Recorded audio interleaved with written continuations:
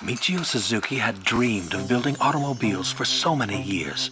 In 1936, he had started his long-cherished automobile development.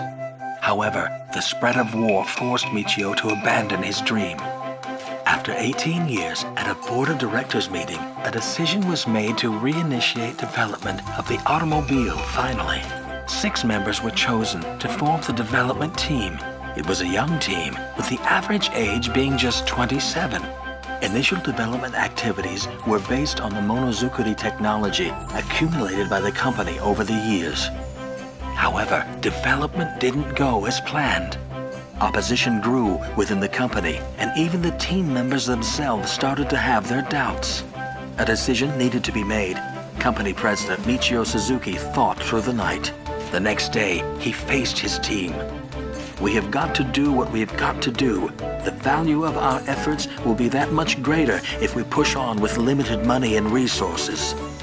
Development started again. September 1954, a prototype was finally completed and ready for a road test. It was decided that 2 prototype vehicles would embark on about a 300-kilometer long-distance road test to Tokyo. The first challenge of the test was to drive over the mountain area called Hakone. At the time, most of the roads in the area were still dirt tracks. It was almost unheard of for Japanese vehicles to make the journey without any problems. The team overcame the problem which they were faced with on the way, then successfully made it across Hakone. In October of 1955, Japan's first mini vehicle, the Suzulight, was launched. Records show that the first 2 Suzulights produced were delivered to local doctors. My dad was the town doctor. At the time, buying an automobile was a really bold step. Dad needed to go to patients' houses every day on his bicycle. It was tough going as he had to visit many patients even on rainy days. Dad always said that a doctor was no longer a doctor if he was late or took a day off. So one day he decided to buy a car. I remember the Suzulight arrived at our house in October 1955. It's here.